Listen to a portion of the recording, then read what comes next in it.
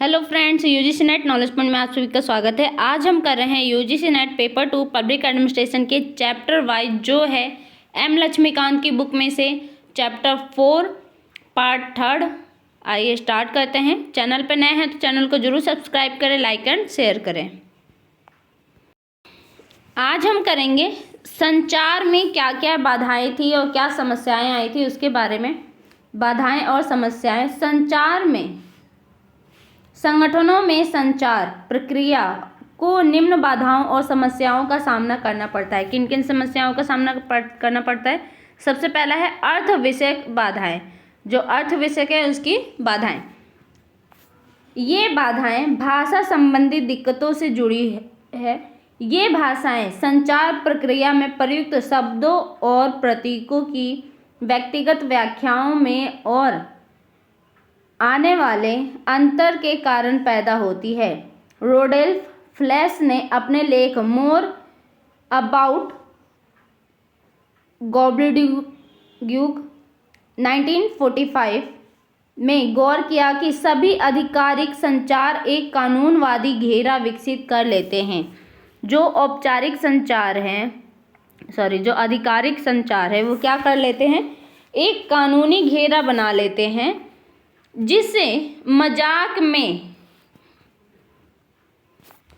गॉब्लिड्यूक भाषा कहा जाता है। मजाक में क्या बोल दिया? जैसे कि जो व्यक्ति कुछ बोल रहा है उसे क्या कहें, ये तुम्हारी ही भाषा है। तो जिन्होंने ये बताया उन्होंने उसको क्या कर दिया, उसी की भाषा रख दी। गॉब्लिड्यूक भाषा कहा जाता है, जिसे समझना एक आम आदमी के लिए असंभव हो जाता है। अति सटीक, अति अमूर्त और अति अवैयक्तिक होने की चाहत में आधिकारिक भाषा काफ़ी रूखी और यहाँ तक कि असहमति योग्य बन सकती है। इसी प्रकार टेरी ने कहा, इरादतन शब्दों का अर्थ किसी ऐसी चीज के संदर्भ में नहीं होता जिसकी ओर इशारा किया जा सकता है। ना तो उनका अर्थ हमेशा अलग अलग व्यक्तियों के लिए समान होता है, ना ही असमान व्यक्ति के लिए हर वक्त समान होता है। क्या कह रहे हैं? ना इसका अर्थ क्या है, जो हमेशा अलग अलग व्यक्ति हैं उनके लिए समान होता है, ना ही समान व्यक्ति के लिए हर वक्त एक समान होता है। सेकंड है औपचारिक भाषा। औपचारिक बाधाएं क्या है? औपचारिक बाधाएं संगठन के सदस्यों का वैचारिक परिप्रेक्ष्य और अभिमुखीकरण समान नहीं होता। ये प्रभावी संचार प्रक्रिया को प्रभावित करता है। फिफ्नर ने कहा, अगर मतांतरों को पृष्ठभूमि में रख दे तो शिक्षा और अपेक्षा का परिणाम अलग अलग सामाजिक और राजनीतिक विचारों में के रूप में आता है। शायद प्रभावी संचार में ये सबसे बड़ी बाधाएं हैं और इससे पार पाना भी बहुत मुश्किल है। ये क्या है? वैचारिक भाषा। अब थर्ड है निष्पादन। निष्पादन इसका अर्थ है प्रेषक द्वारा प्राप्तकर्ता को भेजी जाने वाली सूचना में जानबूझकर और किसी उद्देश्य के साथ बदलाव करना। जिसके बाद प्रेषक के द्वारा जो प्राप्तकर्ता की भेजी गई जो संदेश है, उसमें जो बीच में देने वाले संदेश भेजने वाले उन्होंने क्या कर दिया? बदलाव कर दिया। वो क्या है? निष्पादन। यह कई कारकों के कारण हो सकता है, लेकिन निष्पादन की सीमा संगठन के ढांचे के स्तरों की संख्या में से तय होती है। इस प्रकार किसी पदानुक्रम में जितने अधिक ऊर्ध्वाधर स्तर होंगे, छानने की उतनी अधिक गुंजाइश होगी, और जितना कम स्तर होगा निष्पादन की संभावना उतनी ही कम होगी। मतांधता क्या है? इसका अर्थ है कि किसी व्यक्ति के रुझान, राय और विश्वास उसे सही और अतिरिक्त सूचना स्वीकार करने से रोकता है, क्योंकि यह मौजूदा स्थिति से टकराती है। यह स्पष्ट रूप से प्रभावी संचार को प्रभावित करता है। नेक्स्ट है आभा मंडल प्रभाव। ये सारे हम क्या करें? बाधाएं करें, बाधाएं और समस्याएं। जैसा कि हिग्स व गुलेट ने समझाया कि आभामंडल क्या है। आभामंडल का प्रभाव द्विमूल्य चिंतन का परिणाम है। आभामंडल का क्या परिणाम है, क्या प्रभाव होता है? द्विमूल्य चिंतन का परिणाम है। इस स्थिति में हम चीज़ों को द्विभाजन के रूप में देखते हैं। अच्छा व बुरा, सही और गलत, सफ़ेद और काला इत्यादि, ये क्या है? दो अलग अलग चीज़ें, दो द्विभाजन है, इसके रूप में हम देखते हैं। कोई सही है, कोई किसी चीज़ के बारे में हम बात कर रहे हैं, किसी समस्या के बारे में बात कर रहे हैं, तो उसको हम कैसे सुलझा सकते हैं उसके बारे में भी बात करेंगे। क्या समस्या है उसके बारे में भी बात करेंगे। यहाँ खतरा यह है कि ज़्यादातर स्थितियाँ द्विभाजन वाली नहीं होती और इसलिए ऐसी सोच बेहद वास्तविक स्थितियों को अति सरलीकृत कर सकती है। स्टीरियोटाइपिंग क्या है? इसका अर्थ है कि संचार की वस्तुओं और घटनाओं के अपर्याप्त विभेदों के कारण से पैदा हुई अपेक्षाओं से निर्धारित होती है। ये प्रभावी संचार में हस्तक्षेप करती है। अन्य बाधाएं कौन कौन सी है? उपरोक्त के अलावा संचार प्रक्रिया में निम्न कारकों से प्रभावित होती है। सबसे पहला है श्रेष्ठतरों के रूप के कारण संचार की इच्छा का अभाव। सेकंड है निश्चित और मान्यता प्राप्त संचार के साधनों की अनुपस्थिति। थर्ड है संगठन का आकार और सदस्यों के बीच दूरी। फोर्थ है सांस्कृतिक बाधाएं और फिफ्थ है फीडबैक बाधाएं। ये थी संचार की बाधाएं और समस्याएं। अब पढ़ेंगे हम तत्व या सिद्धांत, क्या क्या एलिमेंट और प्रिंसिपल है इसके। तो टेरी ने निम्न 8 कारक संचार को प्रभावी बनाते हैं। जो टेरी के अनुसार निम्न 8 जो कारक है वो क्या करते हैं? संचार को प्रभावी बनाते हैं। सबसे पहला है स्वयं को पूरी तरह सूचित करो कि आप क्या कर रहे हो, आपको उसमें क्या क्या करना है, उसकी पूरी जानकारी आपको होनी चाहिए। तो स्वयं को पूरी तरह सूचित करो। सेकंड है एक दूसरे में परस्पर विश्वास पैदा करो। थर्ड है अनुभव की साझा जमीन तलाश करो। फोर्थ है आपस में ज्ञात शब्दों को इस्तेमाल करो। फिफ्थ है परिप्रेक्ष्य के प्रति सचेत रहो। सिक्स्थ है प्राप्तकर्ता का ध्यान सुरक्षित करो और उसे केंद्रित किए रखो। सेवंथ है उदाहरणों और दृष्टव्यों सहायक सामग्रियों का प्रयोग करो। 8 है प्रतिक्रियाओं में देरी लाने का अभ्यास करें। मिलेट के लिए किसी संचार को प्रभावी बनाने के लिए 7 तत्व या सिद्धांत अनिवार्य हैं। जो मिलेट कौन है? राइटर हैं, जिनके अनुसार जो संचार है उसको प्रभावी बनाने के लिए 7 तत्व और सिद्धांत है। अभी हमने इससे पहले किसका पढ़ा था? तो ये टेरी का पढ़ा था हमने। किसका पढ़ा था? टेरी का। अब हम पढ़ेंगे मिलेट का। सबसे पहला है स्पष्टता। संचार तत्व या सिद्धांत परिष्कृत व स्पष्ट होना चाहिए। जो भी हम संचार बता रहे हैं, क्या जो भी है उसका सिद्धांत है वो क्या होना चाहिए? स्पष्ट होना चाहिए। सेकंड है निरंतरता। प्राप्तकर्ता की अपेक्षा के साथ निरंतर प्रवाह होना चाहिए। थर्ड है पर्याप्तता। संचार पर्याप्त होना चाहिए, यानी सही होना चाहिए। फोर्थ है समयबद्धता। संचार सही वक्त पर होना चाहिए। फिफ्थ है एक रूपता। संचार सभी समान व्यवहार करने वालों के लिए एक समान होना चाहिए। सिक्स्थ है स्वीकार्यता। संचार प्राप्तकर्ता की स्वीकार्य होना चाहिए। सेवंथ है लचीलापन। संचार का रूप या चरित्र में कठोर नहीं होना चाहिए। हाल ही में विकसित प्रबंधन सूचना तंत्र MIS मैनेजमेंट इंफॉर्मेशन सिस्टम ने संगठन संचार को बेहद बेहतर बनाया है। बेहद क्या किया? बेहतर बनाया है। MIS का अर्थ है संगठन की संचार प्रक्रिया में सूचना तकनीक का प्रयोग। इसमें सूचना को पैदा करना, संश्लेषित करना और भेजना शामिल है। यह समस्या समाधान, निर्णय निर्माण और रणनीति नियोजन में प्रबंधकों की मदद करता है। अब हम पढ़ेंगे नियंत्रण। नियंत्रण, कंट्रोल। हर संगठन में पूर्व निर्धारित लक्ष्यों की प्राप्ति को सुनिश्चित करने के लिए नियंत्रण अनिवार्य है। यह संतुलन की स्थिति कायम रखने में संगठन की मदद करता है। यह सांगठनिक कार्यों में भटकाव को सही कर देता है। इस प्रकार यह संगठन की सफलता को सुनिश्चित करता है। नियंत्रण क्या करता है? यह संगठन की सफलता को क्या करता है? सुनिश्चित करता है। डेफिनेशन किसने दी है? तो हेनरी फ्योल कहते हैं, नियंत्रण का तात्पर्य इस बात की पुष्टि करने से है कि हर चीज अपनाई गई योजना, दिए गए निर्देशों और तय सिद्धांतों के अनुरूप हो रही है या नहीं। न्यूमैन एंड समर कहते हैं, नियंत्रण का लक्ष्य यह सुनिश्चित करना है कि कार्यों के परिणाम निश्चित किए गए लक्ष्यों से अधिकतम संभव नज़दीकी से मिलते हो।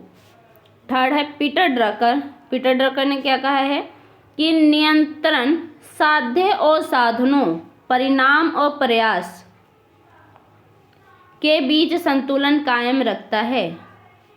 जी.आर. टेरी कहते हैं, नियंत्रित करना यह तय करना है कि क्या लक्ष्य प्राप्त किया जा रहा है या नहीं। कार्य निष्पादन का मूल्यांकन करना है और अगर जरूरी हो तो इसे सही करने के लिए कदम उठाना है ताकि निष्पादन योजना के मुताबिक हो। कुटज व ओ'डॉनेल कहते हैं, नियंत्रित करने का अर्थ उपलब्धियों का मानकों के सम्मुख मापन और योजना के अनुसार उद्देश्य की पूर्ति को सुनिश्चित करने के लिए विचलनों को सही करना है। जे.एल. मैसी कहते हैं, नियंत्रण वह प्रक्रिया है जो मौजूदा प्रदर्शन को मापती है और कुछ पूर्व निर्धारित लक्ष्यों की प्राप्ति के लिए उसे निर्देशित करती है। संक्षेप में कहें तो नियंत्रण का अर्थ है पर्याप्त प्रगति और संतोषजनक परिणामों को सुनिश्चित करने के लिए तय मानकों के सम्मुख वास्तविक प्रदर्शन की जांच और पुष्टि। वो क्या है? नियंत्रण। प्रोसेस क्या है अब इसका? नियंत्रण की प्रक्रिया के 4 चरण या बुनियादी तत्व होते हैं। क्रमिक रूप से इस प्रकार है। सबसे पहला है मानकों का स्थापना। नियंत्रण प्रक्रिया प्रदर्शन के मानकों को तय करने के साथ शुरू होती है। इससे स्पष्ट शब्दों में कहें तो अपेक्षित परिणाम को स्पष्ट करना और उसे सांगठनिक सदस्यों को बताना शामिल है। प्रदर्शन मानकों को परिणाम, गुण, धन और समय के पदों में अभिव्यक्त किया जा सकता है। उसे निश्चित, सटीक, लचीला और स्वीकार्य होना चाहिए। सेकंड है प्रदर्शन की माप। प्रदर्शन के मानकों के निर्धारण के बाद नियंत्रण प्रक्रिया में अगला कदम होता है प्रदर्शन या कार्य निष्पादन का मूल्यांकन। इसमें व्यक्तियों या समूहों के वास्तविक प्रदर्शन की माप उस इकाई में होती है जिसमें मानक निर्धारित होते हैं। यह समझने योग्य, सटीक, भरोसेमंद और वास्तुपरक होना चाहिए। यह उस आवश्यकता सूचना पर आधारित होता है जो प्रदर्शन के संबंध में जुटाई जाती है। तुलना क्या है? तुलना नियंत्रण प्रक्रिया का तीसरा कदम है। ये क्या है? तुलना क्या है? नियंत्रण प्रक्रिया का तीसरा कदम है वास्तविक प्रदर्शन के स्थापित मानकों के साथ तुलना। जो वास्तविक प्रदर्शन की गई है, प्रदर्शन हो रही है, उसके मानकों के साथ उसकी क्या है? तुलना। जो वास्तविक चीज़ें दिखाई जा रही है उसके मानकों के साथ उनकी तुलना।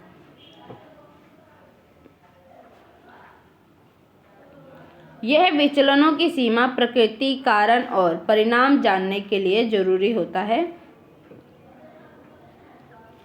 विचलनों के कारण प्रक्रियात्मक, व्यक्तिगत, संरचनात्मक, वित्तीय और बाहरी इत्यादि हो सकते हैं। फोर्थ है सुधारात्मक कार्यवाही। नियंत्रण प्रक्रिया में आखिरी चरण क्या है? प्रबंधन द्वारा उपयुक्त कार्यवाही किया जाना। जो प्रबंधन है, जो कार्य हो रहा है उसके द्वारा क्या है? कार्यवाही किया जाना। इसके द्वारा प्रबंधन यह सुनिश्चित करता है कि विचलन फिर से ना हो और वास्तविक कार्य स्थापित मानकों के अनुरूप हो। नियंत्रण के प्रभावी होने के लिए इसे वस्तुपरक, समयबद्ध, लचीला, सरल, व्यवहार उपयुक्त, तत्पर, दूरगामी, समझने योग्य, किफायती और चयनात्मक होना चाहिए। नियंत्रण को तकनीकें, क्या तकनीक है इसकी? तो नियंत्रण की विभिन्न तकनीकें, पद्धतियां या युक्तियां की व्याख्या नीचे दी गई है। सबसे पहला है व्यक्तिगत अवलोकन। यह नियंत्रण की प्राचीनतम तकनीक है। इसके तहत पर्यवेक्षक व्यक्तिगत रूप से कार्यस्थल के कामों की देखरेख करता है और जहां जरूरी हो उसे दुरुस्त करता है, किंतु यह एक समय खर्च करने वाली युक्ति है। सेकंड है नियंत्रण रिपोर्ट। संख्यात्मक नियंत्रण रिपोर्टों परिमाणात्मक पदों में मानकों से भटकाव नापने के लिए तैयार की जाती है। इसके अतिरिक्त विशेष नियंत्रण रिपोर्ट किसी विशेष उद्देश्य के लिए विशेष कार्य की जांच करने के लिए लाई जाती है। थर्ड है अपवादों द्वारा प्रबंधन, MBE। इस तकनीक के तहत केवल अपवाद स्वरूप होने वाले विचलनों की रिपोर्ट शीर्ष प्रबंधन को सुधारात्मक कार्यवाही करने के लिए दी जाती है। इसे अपवाद द्वारा नियंत्रण के नाम से भी जाना जाता है। यह समय की बचत करने वाली युक्ति है और साथ ही यह सांक्रातिक समस्याओं की पहचान भी करती है। टेलर ने वैज्ञानिक प्रबंधन के अधीन इस नियंत्रण तकनीक को सुझावित किया था। फोर्थ है उद्देश्य द्वारा प्रबंधन। यह तकनीक पीटर ड्रकर द्वारा उनकी प्रसिद्ध पुस्तक द प्रैक्टिस ऑफ मैनेजमेंट 1954 में खोजी गई थी। जॉर्ज ऑर्डिनॉन के शब्दों में कहे तो उद्देश्य द्वारा प्रबंधन की व्यवस्था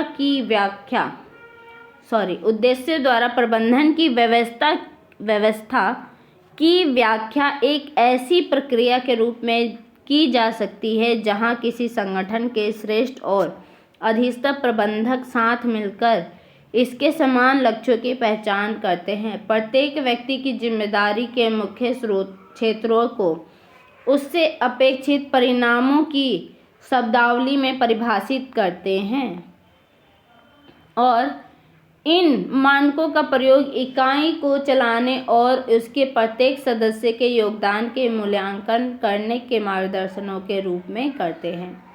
फिफ्थ है प्रबंधन सूचना तंत्र।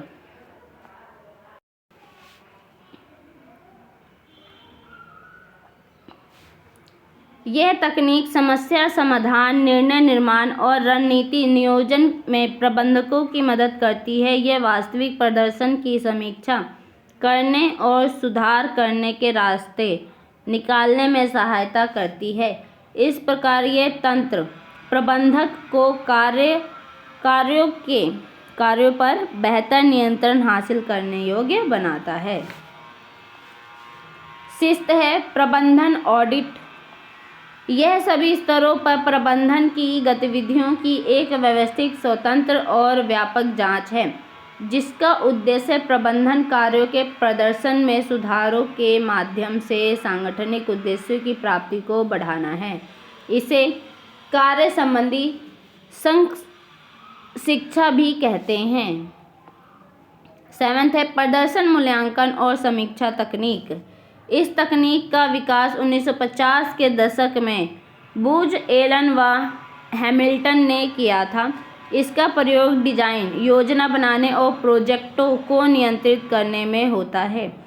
यह उन कार्यों के बीच क्रमिक संबंधों की चित्रात्मक प्रस्तुति है जो प्रोजेक्ट के पूरा होने के लिए पूरे होने चाहिए। 8 है आलोचनात्मक पथ पद्धति। PERT के समान इसका प्रयोग भी डिजाइनिंग, योजना बनाने और प्रोजेक्टों को नियंत्रित करने से होता है, किंतु इसमें उन गतिविधियों की पहचान होती है जो प्रोजेक्ट के पूरे होने के लिए सबसे मुख्य होती है। इसके अतिरिक्त इसका सरोकार प्रोजेक्ट पूर्णता के केवल लागत और आयाम से होता है, जबकि PERT समय संबंधी आयाम से अधिक सरोकार रखता है। 9 पॉइंट है प्रदर्शन मूल्यांकन। इसके तहत क्या होता है कि जो संगठन है, संगठन के किसी सदस्य द्वारा वास्तविक कार्य प्रदर्शन के बारे में नियमित सूचना जुटाई जाती है और विश्लेषित की जाती है, ताकि ये पुष्टि की जा सके कि प्रदर्शन स्थापित मानकों के अनुरूप जा रहा है या नहीं। दुरुस्त करने की कार्यवाहियों को अपनाने के अतिरिक्त इसमें सदस्यों को प्रेरित करने के लिए अच्छे व्यक्तिगत व्यवहारों को बढ़ावा देना भी शामिल है।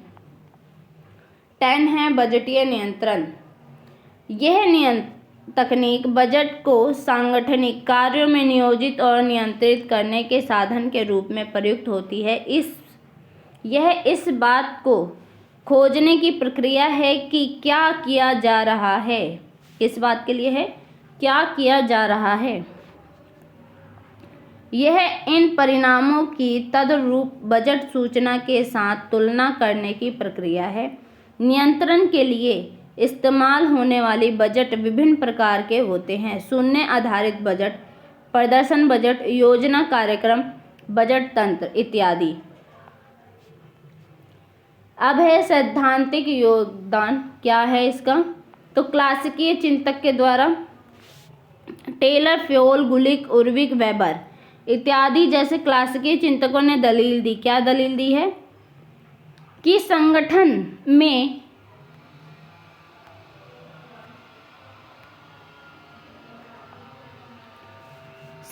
में नियंत्रण की शक्ति शीर्ष स्तर के केंद्रित होती है।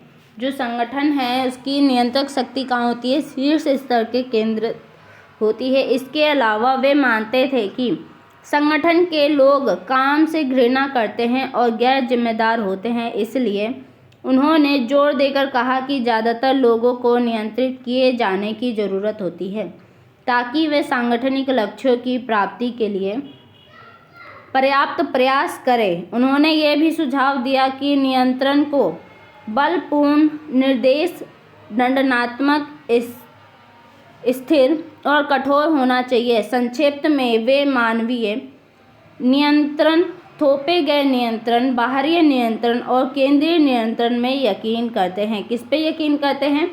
तो मानवीय नियंत्रण, थोपे गए नियंत्रण और बाहरी नियंत्रण, केंद्रीय नियंत्रण में यकीन करते हैं। MP फॉलेट क्या कहते हैं?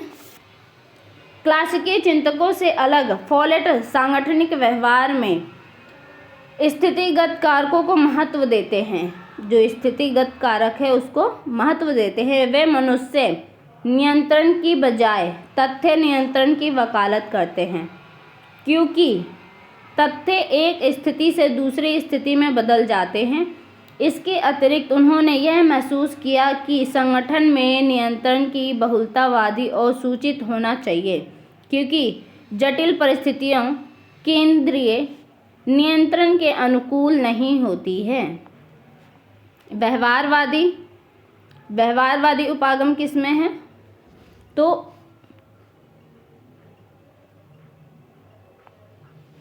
Alton Mayo, Chester Barnard, Herbert Simon, Douglas McGregor, Rensis Likert और क्रिस ऑर्ग्रिस क्लासिकी चिंतकों से सहमत नहीं है। ये किससे सहमत नहीं है? क्लासिकी जो चिंतक है उनसे सहमत नहीं है और नियंत्रण पर MP फॉलेट के विचारों का समर्थन करते हैं। जो नियंत्रण पे MP फॉलेट ने कहा है उनके विचारों पे ये सहमत होते हैं। उन्होंने सांगठनिक क्रम को एक स्थितिगत परिघटना के रूप में देखा, ना कि ऊपर से थोपी गई चीज के रूप में। इसके अतिरिक्त उन्होंने लोगों की कल्पना सकारात्मक अर्थों में की। दूसरे शब्दों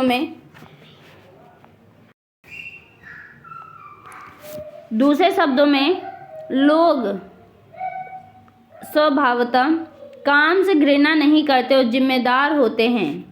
इसलिए उन्होंने जोर देकर कहा कि नियंत्रण प्रयासों को सांगठनिक लक्ष्यों के करीब लाने का एकमात्र साधन नहीं है। जो नियंत्रण है वो क्या है? जो सांगठनिक लक्ष्य हैं उसको एकमात्र लाने का साधन नहीं है, करीब लाने का साधन नहीं है।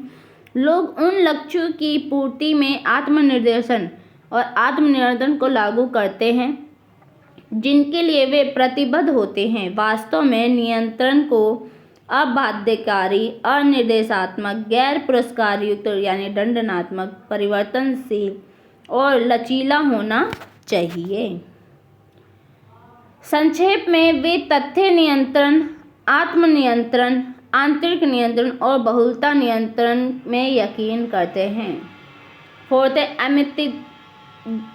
अमिताई एत्युजियोनी क्या कहते हैं कि उन्होंने किसी संगठन द्वारा उपयोग में लाए जाने वाले नियंत्रण के साधनों को 3 विश्लेषणात्मक श्रेणियों में वर्गीकृत किया है। पहला क्या है? भौतिक, सांसारिक और प्रतीकात्मक। ये 3 श्रेणी है, इसमें विभाजित किया है।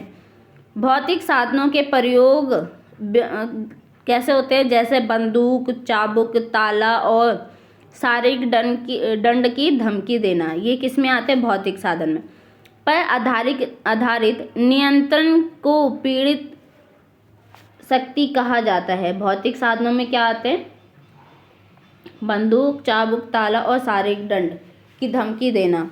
इस पे आधारित नियंत्रण की पीड़ित शक्ति को कहा जाता है। सांसारिक साधनों में उत्पादों और सेवाओं का नियंत्रण के उद्देश्य के लिए प्रयोग उपयोगितावादी शक्ति का निर्माण करता है और नियंत्रण के उद्देश्य के लिए प्रतीकों के प्रयोग को आदर्श शक्ति कहा जाता है। प्रतीक 2 प्रकार के होते हैं, पहला है प्रतिष्ठा और दूसरा है सम्मान जैसे आदर्श प्रतीक, और प्यार और स्वीकार्यता जैसे सामाजिक प्रतीक होते हैं। उनके मतानुसार आदर्श शक्ति उपयोगितावादी शक्ति से ज़्यादा और उपयोगितावादी शक्ति पीड़ित शक्ति से ज़्यादा प्रतिबद्ध पैदा करती है। दूसरे शब्दों में कहें तो नियंत्रण में प्रतीकात्मक साधनों का प्रयोग लोगों को इस बात पर सहमत करता है कि सांसारिक साधनों का प्रयोग उनके आत्मनिर्देशन हेतु सुनिश्चित के साथ निर्मित करना है और भौतिक साधनों का प्रयोग उन्हें आज्ञाकारिता के लिए बाध्य करता है।